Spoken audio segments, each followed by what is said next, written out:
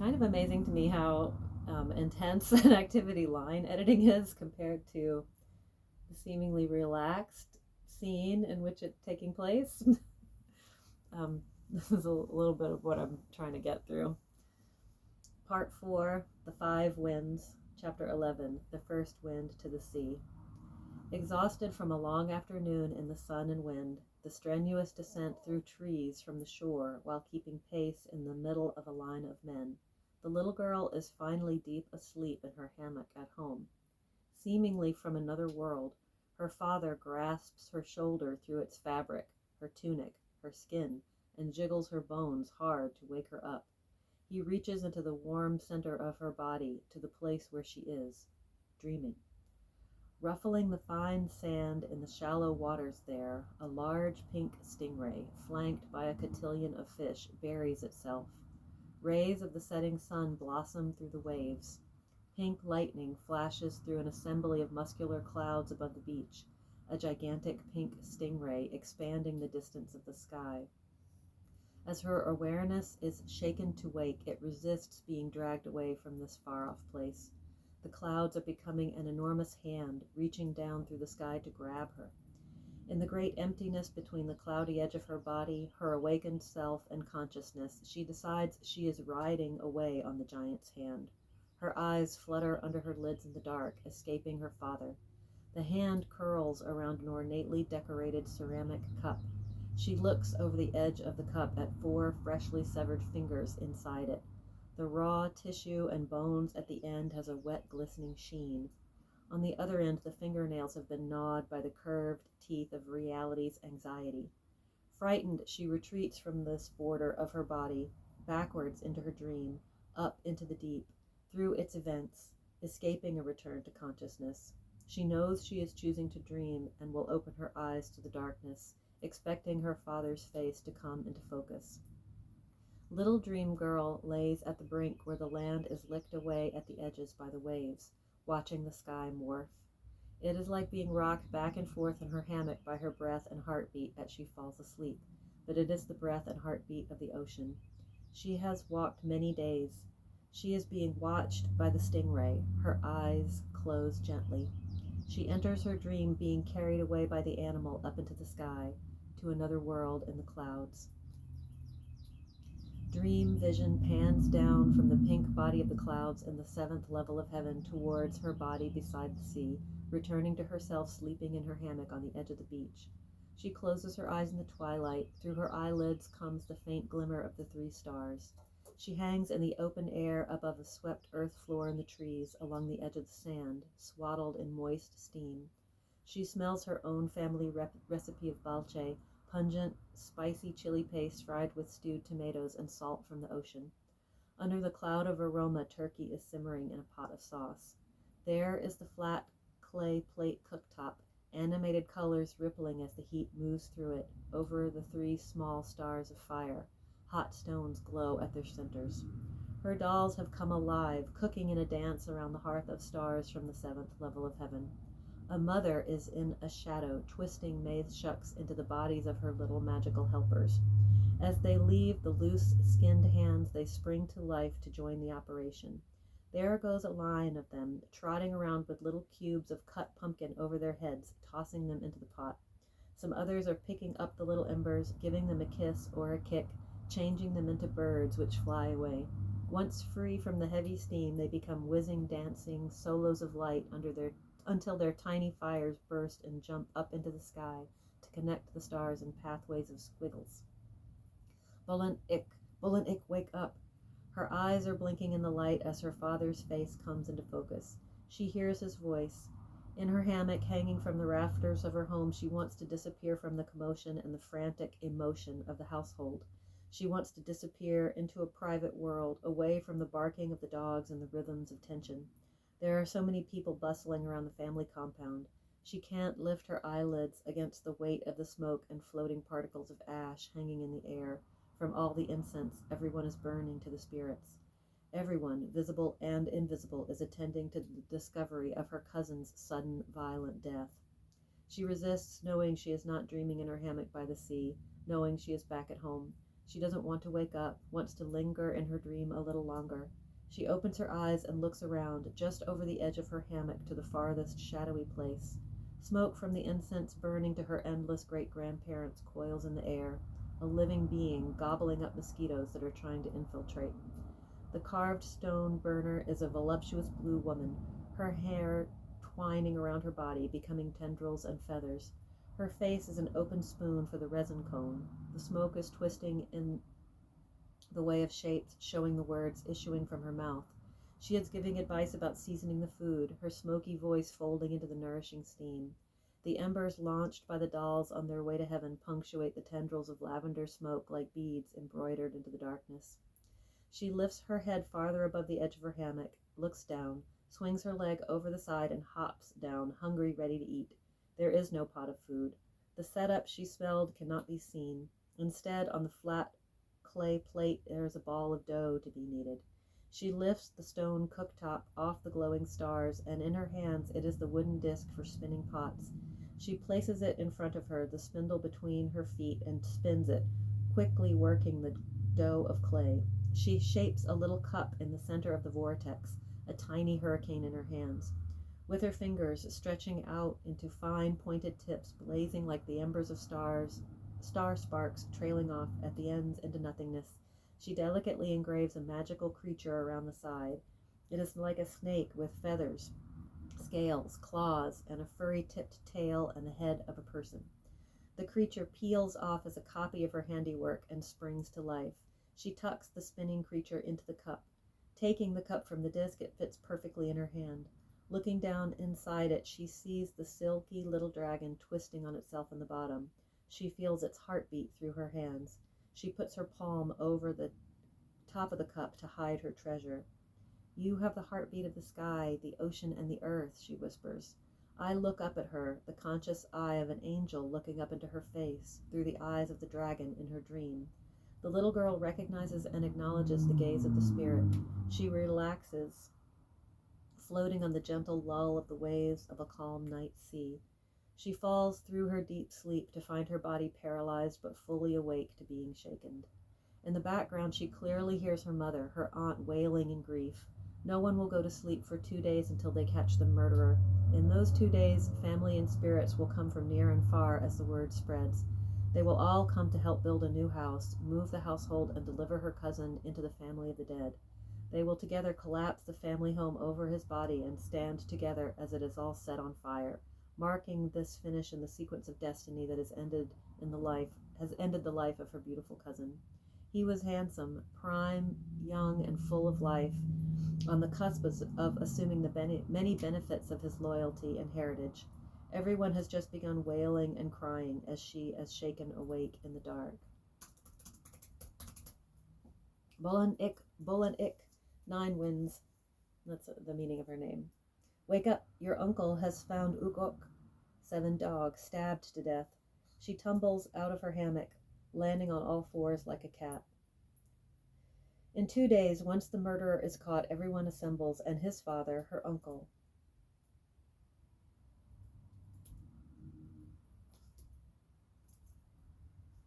carefully cuts the heart out of his only son to be thrown into the fire.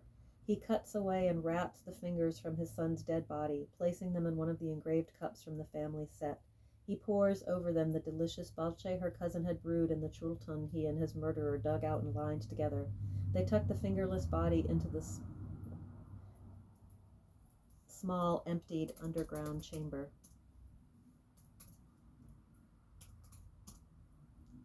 Damp with the dredges of the beer. The cup of fingers is placed in the corner of their empty house and covered with a cloth to let the family of attending spirits adjust to his presence among them. Mixed with the crying is the playing of flutes. Bolin Ik imagines she can feel the consciousness of her cousin lingering, hanging in the air like a living thing. His spirit is fresh in the air as the aromas of food mixing with the old smoke of the spirit ancestors. He wants to protect her from the commotion, like he always looked out for her. She, so easily overwhelmed, needed his shoulder to take shelter in. He always told her he could see how sensitive she is. She must always have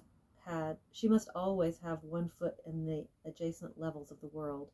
He called her little owl when she played her little 5-holed flute. She imagines he wants her to help keep him company as he crosses the thresholds, and since his body that can taste is gone, he wants her to share the taste of his spirit. She imagines he must be standing at a crossroad in a new world beyond the veil of life, marveling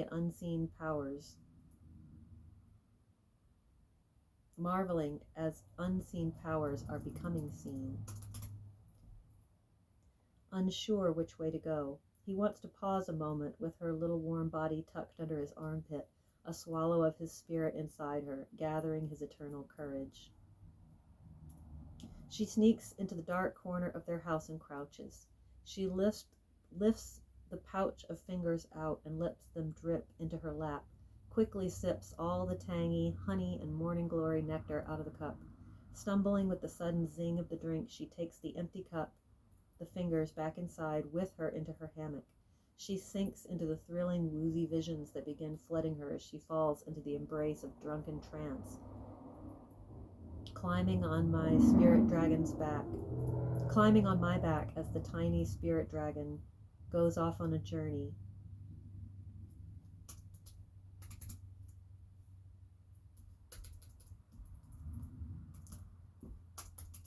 Between worlds with her cousin's spirit.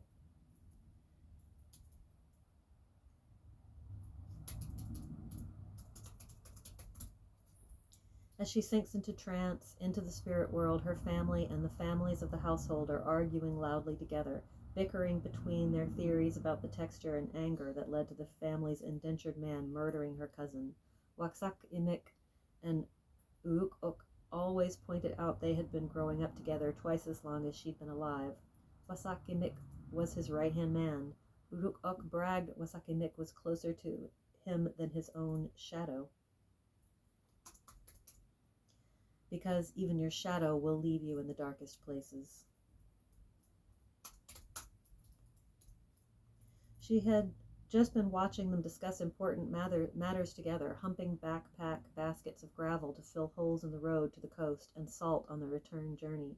They spoke as if they were of one mind that can only know itself through the other, their tone with each other always relaxed but earnest. Uruk-ok always giving lofty advice, to hear himself speak his father's words with the sound of his own voice. Wakak Imik would need a lifetime of loyal service to rise above his indentured status. Conscripted into the family as his mother's son, his pregnant mother taken as a slave in a conquest or exchange. Some others off in the distance are violently questioning the murderer. They are threatening him, and when Wakak Imik won't speak, they yell that he will be strangled in a knot of rope on his knees in the plaza for his crimes, in front of everyone. As the days pass, unable to bring themselves to beat him, instead they starve him, all the while sweet smells of beans, stew, cilantro, banana, boiled egg, boom boom flavor cooking and hanging in the air. They hear his body churning with hunger between his mother's wailing and crying. Bolan-ik rides on me, the tiny dragon, invisibly into the orbit of the thoughts of his mind. She can hear Wakak Imik's voice softly rumbling deep under his breath, the words echoing inside his body while he is still alive. The bottom is this: if I was the type to feel remorse, I wouldn't have done this in the first place. It takes a good deal of determination to put a man in a chokehold and strangle the life out of him. Something you arrogant cowards playing games like children could never understand. There's no point wasting my last breaths explaining. No demon made me do nothing. Have I not always been told not to do anything on my own because it would go against the glory of the gods to be so willful? Weak-minded cowards, all of you. I am here in this world. This is my own power, and none of your imaginary gods or demons can take my credit. Uruk-ok had this attitude like he's better than me, but it seems to me like he's worse than me. He thought he was untouchable. Cut off his fingers. He won't be touching nothing ever again. If I felt sorry for what I did, I would say so, but I don't.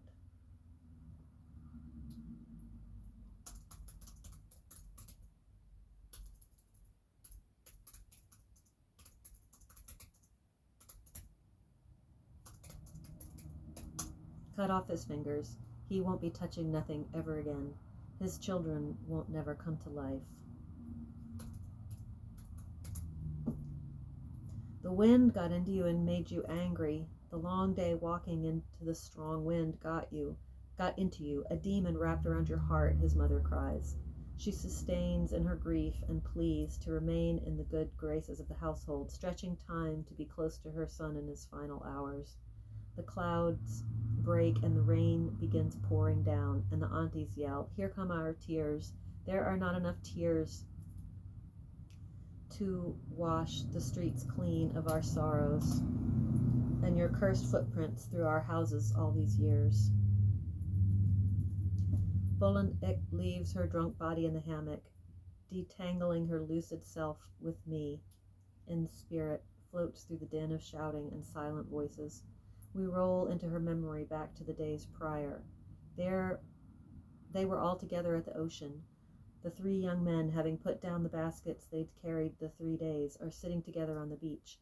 A school of adolescent rays flapping through the shallows catches their attention. Black diamonds turn away together, dragging their shadows across the ridges. Uyuk-ok, Wakak-imik, and Jolamlat 5-star are playing the hive game, practicing conducting business. She watches herself, studying them from the periphery. The three young men pause as the black diamonds turn in sync to swim across the waves, ruffling sculpted ridges of sand. She watches as her betrothed third wheel of a husband heckles her cousin and his closest confidant. The two of them are scowling down at their little hexagonal tiles engraved with bees, ants, spiders, and crickets, battling each other a little less, but Wakakimik is still goading him. She could never have imagined all this misery until she hears her memory of Wakakimik telling Uyuk-ok it would make him feel like a coward inside, knowing that his grave is already dug for him. The bones of his grandfather will be pushed aside, and he will be put in the same place. Doesn't that make him wonder why bother living, because your life is already settled, if you can see the end? Don't worry about going on an adventure where you'll die far from home, because you will not be going nowhere. Even if you die away from home, your many people will carry your body back to your grave. You can lose to me in this game now. You don't need to win this little game. This chance won't help you. You don't need to bother growing in strength and courage that would take you so very far away where you need to win. Where you would be without people to carry you back. Hearing these words now speeds up her heart and throws her forward again towards the dusty, smoky life unfolding. Tragic life.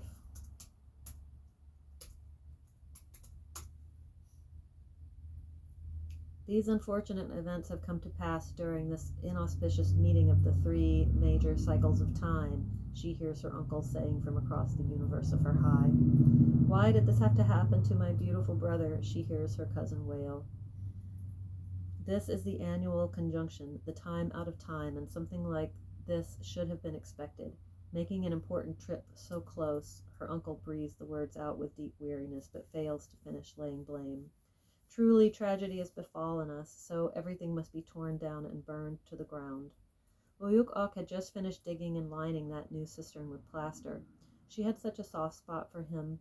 He spoke to her about the arrangement for her to marry his friend, Joe-Lamat, who would be coming there soon to join them on their salt run to the coast. While they were digging it out, Wakakimik was doing all the hard work. His chiding echo out of the hole, telling Uyuk-ok that he could work his hands as well as his mouth. She scampered away to twist banana peel cords and keep an eye on them from the central kitchen. Should be plantain.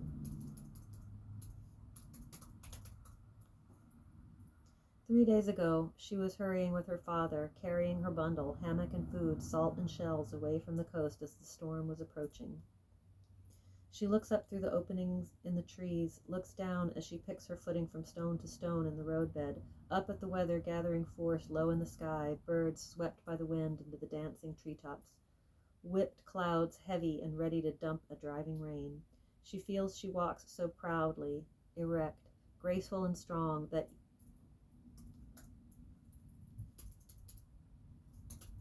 So even the gods up there in the sky will notice her as an impressive person, holding her own against the power of the oncoming storm.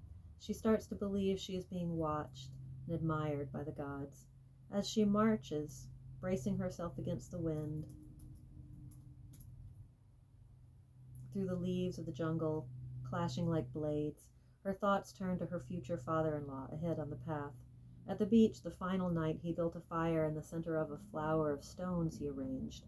The petals were glowing pink, melting into gray stones, gradient tones blending into the white sand.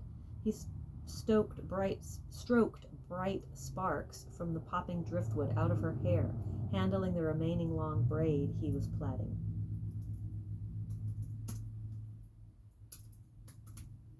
He had invited her to take a seat so he could rebraid her hair. He spoke in gentle, poetic tones about how long, flowing, and beautiful her hair is, how it twisted like clouds. He tells her she is so lovely the gods will take notice of her. He tells her, as she goes through life, not to be surprised if people want to pay special attention. He warns her that others will always be able to see. She has been noticed by the gods, pleased that such a fine young woman is alive to make them proud.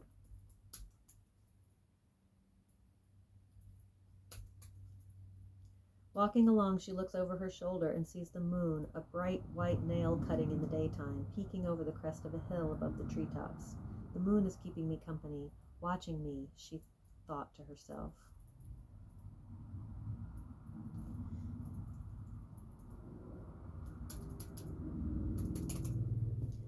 As she sat with everyone on the beach by the fire, he had her hair in one hand and passed a cigar with the other, pulling the gold smoke into her plait.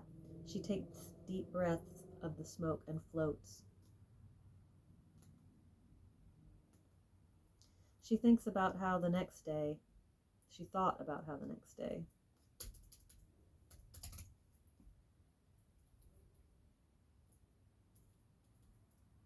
her future father-in-law made himself into a ladder.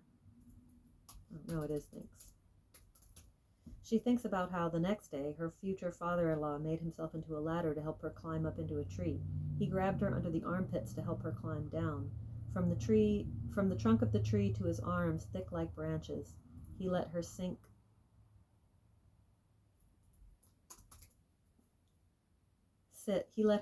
like a little monkey, and how a small, strong finger twig got hung up inside her as she was being maneuvered by his large, strong hands back to the ground. She doesn't know what to think of her future husband, Joe Lamat. He's just an extra older boy, around in the background of the two leaders, Ruk Ok and Umak Wakak Imik. She comes back to herself, throwing up in her mouth, rolling over and strangled by her long hair wrapped around her neck.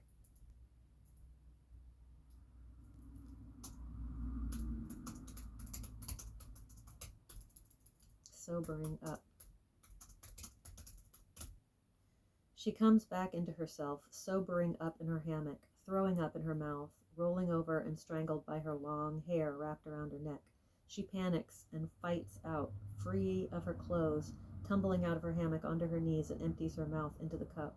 She creeps back into the dark corner of the house, ears ringing with the humming agitation of spirits looking for it, and returns the cup to the shadow. Her hand disappears with it into the darkness. She tastes a metallic flash of fear over her teeth that won't come back to her. She tastes a metallic flash of fear over her teeth that it won't. Fear that